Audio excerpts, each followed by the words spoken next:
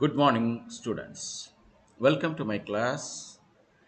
Today we are going to study Taylor series expansion of Sinx and Cosx by Python programming.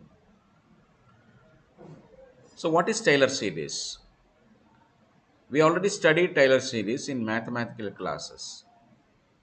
So, basically, it is a representation of a function as an infinite sum of terms, and these terms are calculated from the values of the function derivatives at a single point. So you can say any function can be expressed as an infinite sum of terms where the terms are calculated from the derivatives of that function at a single point. For example, if I have a point A, so and a function fx, you can express the fx in terms of the values of the function about the point A.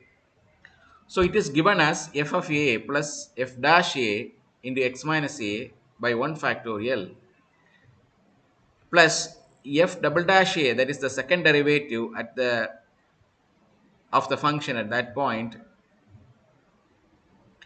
into x minus a the whole square by 2 factorial plus etc. So in a summation form you can say f of f raised to n x0 by n factorial x minus x0 the whole raised to n. That means x0 is the point where you are finding the derivative, where you are calculating the value of the function. So now you are going to use this equation or Taylor series to find the value of cos x and sin x.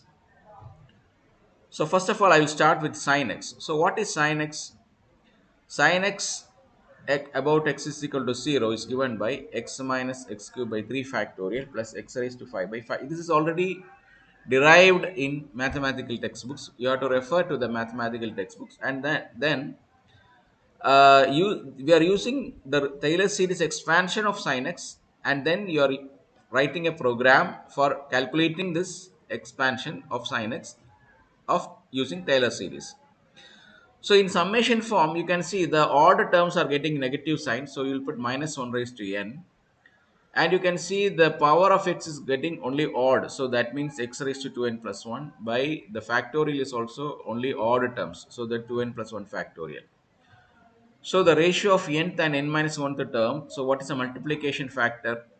So that is you divide the one term and by the preceding term. So you are dividing the nth term, that is x raised to 2n plus 1 by 2n plus 1, 1 by minus 1 raised to n so and you divide this by the n minus nth term. So whatever coming in the numerator will come in the denominator, the n minus 1. So minus 1 raised to n minus 1. So x raised to 2n plus 1 will become 2n minus 1 by 2n minus 1 factorial, that is minus x square by 2n into 2n plus 1. So nth term is nothing but x square by 2n into 2n plus 1 into n minus 1th term. So, so this is what the nth term. So we have to write the loop in the program. So let us understand the algorithm. First of all, I have to understand the angle, store the angle and convert and accuracy in the computer so as to understand where I have to stop the loop.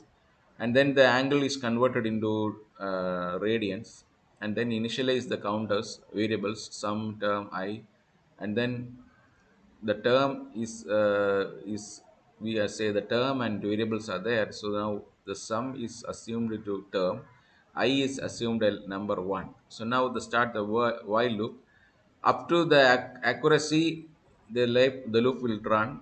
So whatever term is there, the term is to be multiplied uh, by the common factor. So then you have to add that term value into the sum. So every time the term will change and that term value will be added again to the sum.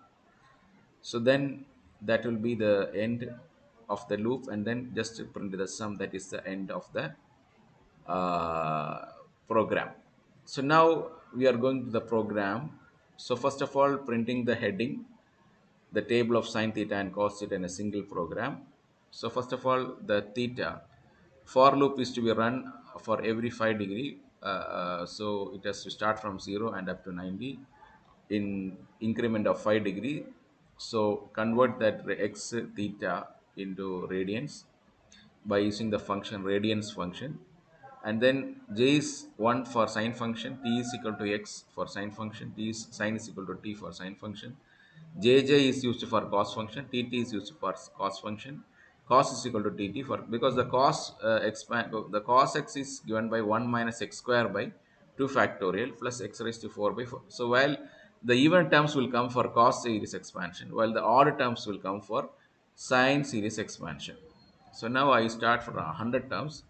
So we are since we have used j for sine function, you started incrementing this because the for loop has started, and then calculate the term minus t into j into x, minus t into x by j, and j into j is equal to j plus 1, and the term is divided by j for sine function, and then you add that sine the term and the sum, and then the same thing is done for cos function, but the concept is here the you are having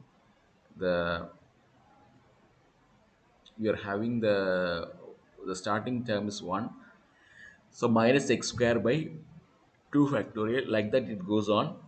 So after that we'll come to the printing of the values theta for every theta, sine function, the values of sine and cos. So by this we come to the end of this program. Thank you.